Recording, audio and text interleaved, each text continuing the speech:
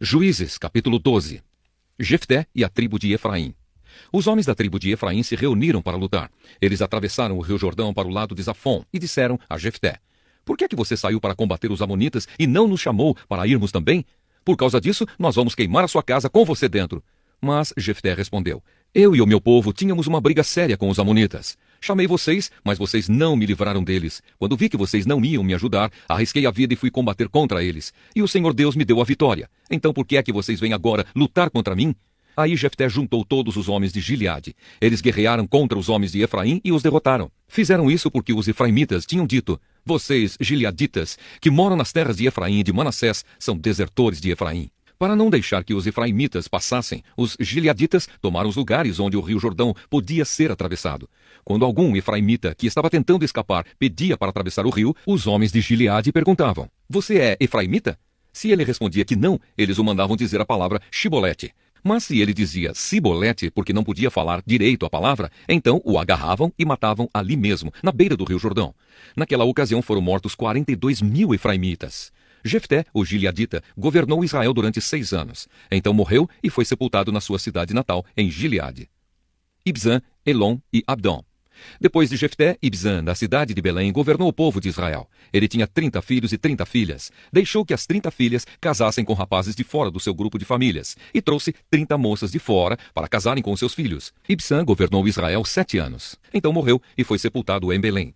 Depois de Ibzan, Elon, que era da tribo de Zebulon, governou Israel 10 anos. Então morreu e foi sepultado em Aijalon, na terra de Zebulon. Depois de Elon, Abdon governou o povo de Israel. Ele era filho de Iléu, da cidade de Piratom.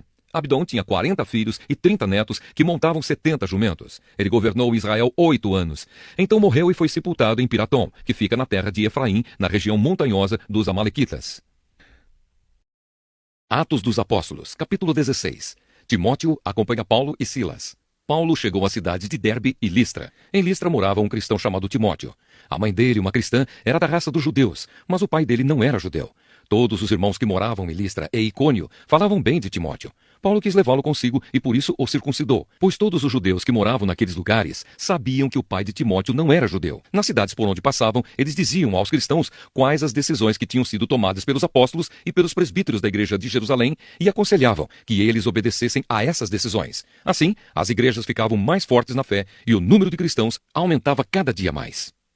A visão que Paulo teve em Troade. Como o Espírito Santo não deixou que anunciassem a palavra na província da Ásia, eles atravessaram a região da Frígia Galácia. Quando chegaram perto do distrito da Mísia, tentaram ir para a província da Bitínia, mas o Espírito de Jesus não deixou.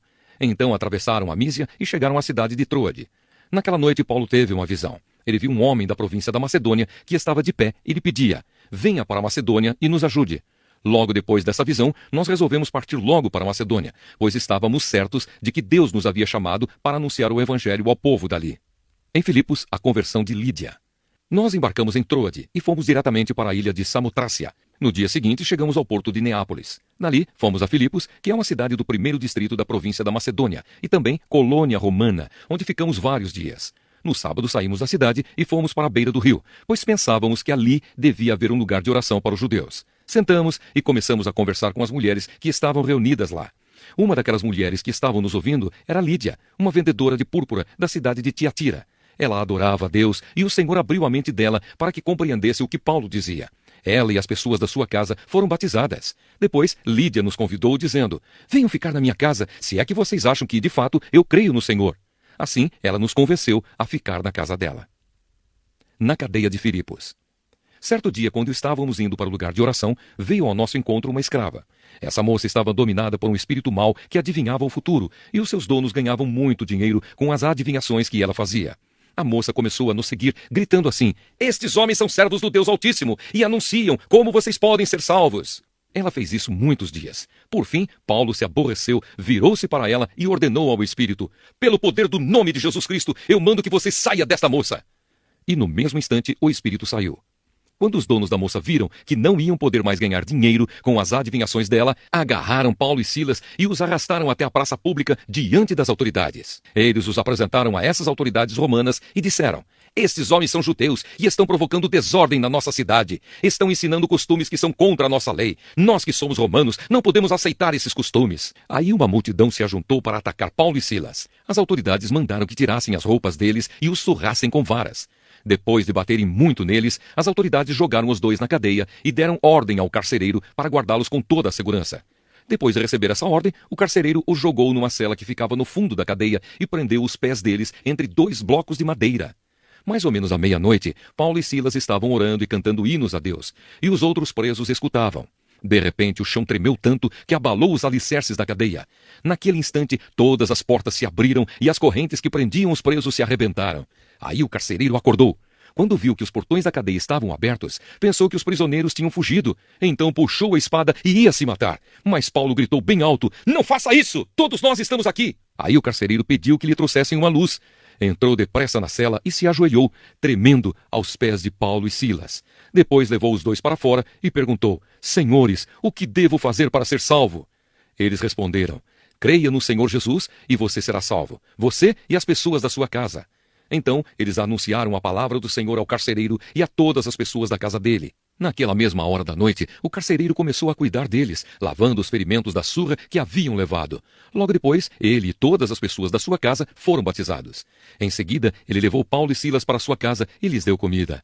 O carcereiro e as pessoas da sua casa ficaram cheios de alegria, porque agora criam em Deus. Quando amanheceu, as autoridades romanas mandaram alguns policiais com a seguinte ordem para o carcereiro: "Solte esses homens." Então o carcereiro disse a Paulo: "As autoridades mandaram soltá-los. Podem ir embora em paz." Mas Paulo disse aos policiais: "Eu e Silas somos cidadãos romanos, e mesmo assim, sem termos sido julgados, fomos surrados em público, e depois nos jogaram na cadeia, e agora querem nos mandar embora assim, em segredo? Isso não! Que as próprias autoridades romanas venham aqui e nos soltem." Os policiais foram contar às autoridades romanas o que Paulo tinha dito. Quando as autoridades souberam que Paulo e Silas eram cidadãos romanos, ficaram com medo e foram lhes pedir desculpas. Então, os tiraram da prisão e pediram que fossem embora da cidade. Paulo e Silas saíram da cadeia e foram para a casa de Lídia. Ali, encontraram-se com os irmãos, animaram a todos e depois foram embora. Jeremias, capítulo 25. O povo será levado como prisioneiro. No 4º ano do reinado de Jeoaquim, filho de Josias, em Judá, eu recebi do Senhor uma mensagem a respeito de todo o povo de Judá. Isso aconteceu no 1º ano do reinado de Nabucodonosor, da Babilônia. Eu disse a todo o povo de Judá e a todos os moradores de Jerusalém: durante 23 anos, desde o ano 13º do reinado de Josias, filho de Amon, em Judá, até hoje, o Senhor Deus tem falado comigo e eu sempre lhes tenho contado o que ele diz. Mas vocês não têm dado atenção. Vocês não ouviram nem deram atenção, embora o Senhor continuasse a enviar os seus servos, os profetas. Eles disseram que vocês deviam abandonar a vida errada que estão levando e as coisas más que estão fazendo.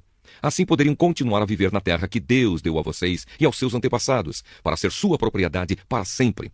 Os profetas disseram que vocês não deviam andar procurando outros deuses para adorar, que não deviam fazer o Senhor ficar irado por causa dos ídolos que vocês fizeram.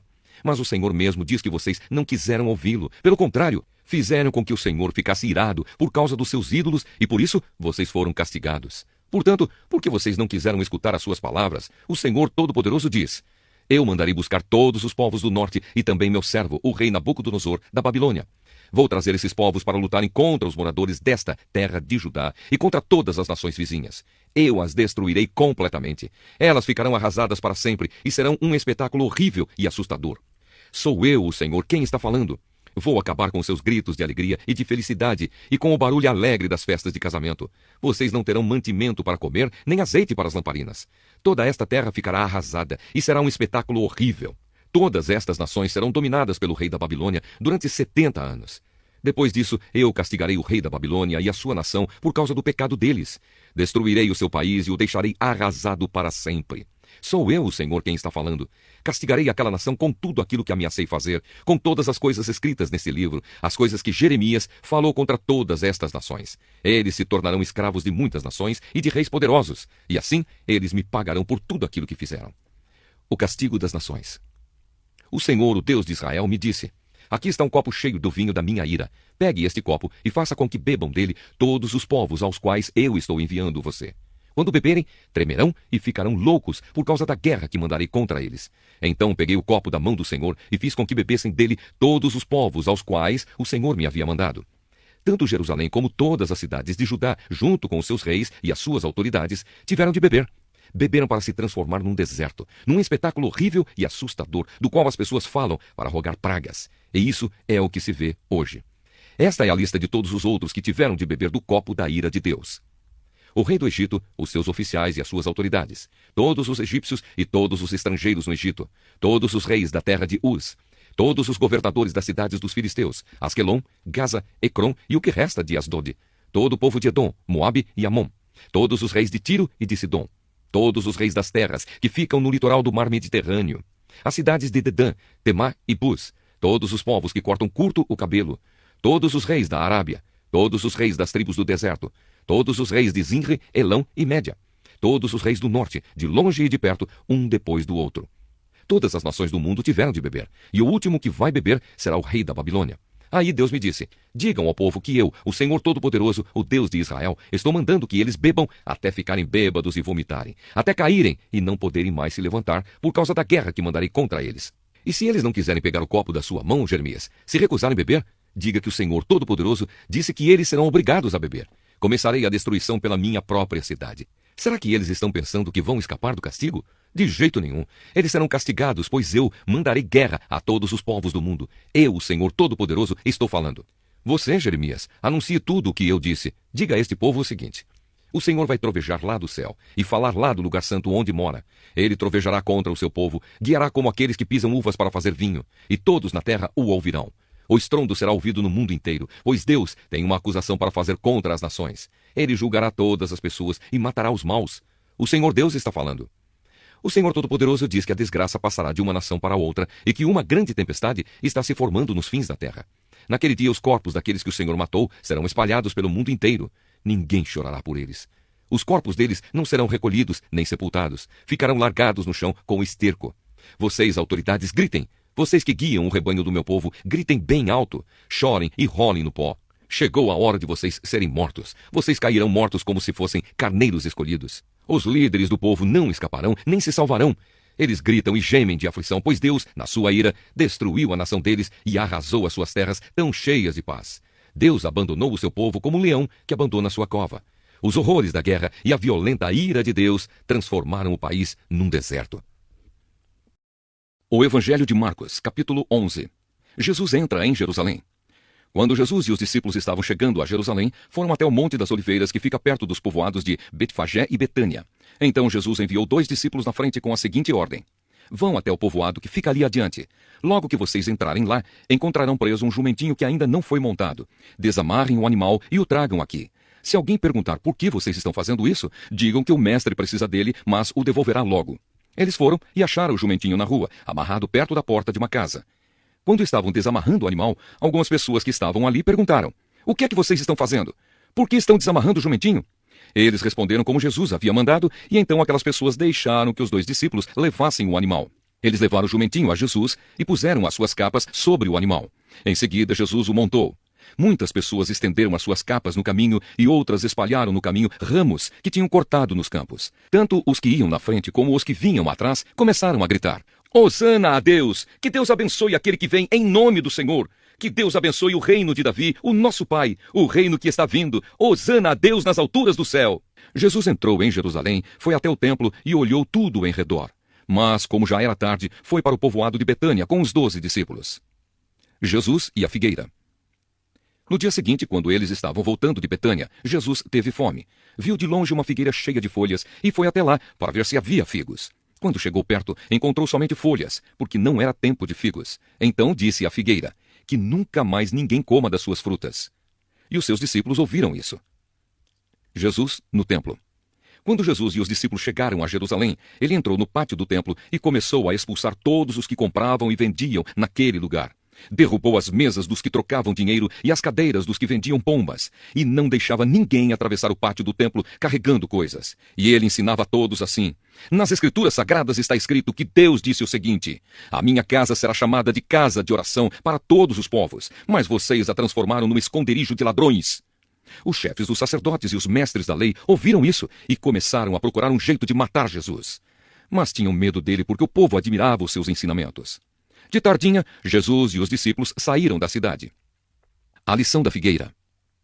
No dia seguinte, de manhã cedo, Jesus e os discípulos passaram perto da figueira e viram que ela estava seca desde a raiz. Então Pedro lembrou do que havia acontecido e disse a Jesus: Olhe, mestre, a figueira que o Senhor amaldiçoou ficou seca. Jesus respondeu: Tenham fé em Deus. Eu afirmo a vocês que isso é verdade. Vocês poderão dizer a este monte: Levante-se e jogue-se no mar. Se não duvidarem no seu coração, mas crerem que vai acontecer o que disseram, então isso será feito. Por isso eu afirmo a vocês: quando vocês orarem e pedirem alguma coisa, creiam que já a receberam, e assim tudo lhes será dado. E quando estiverem orando, perdoem os que os ofenderam, para que o Pai de vocês que está no céu perdoe as ofensas de vocês. Se não perdoarem os outros, o Pai de vocês que está no céu também não perdoará as ofensas de vocês. A autoridade de Jesus. Depois voltaram para Jerusalém. Quando Jesus estava andando pelo pátio do templo, chegaram perto dele os chefes dos sacerdotes, os mestres da lei e os líderes dos judeus que estavam ali, e perguntaram: Com que autoridade você faz essas coisas? Quem lhe deu autoridade para fazer isso? Jesus respondeu: Eu também vou fazer uma pergunta a vocês. Se me derem a resposta certa, eu direi com que autoridade faço essas coisas. Respondam: Quem deu autoridade a João para batizar? Foi Deus ou foram pessoas? Aí eles começaram a dizer uns aos outros: Se dissermos que foi Deus, ele vai perguntar: Então por que vocês não creram em João? Mas se dissermos que foram pessoas, ai de nós. Eles estavam com medo do povo, pois todos achavam que de fato João era profeta. Por isso responderam: Não sabemos. Então eu também não digo com que autoridade faço essas coisas, disse Jesus.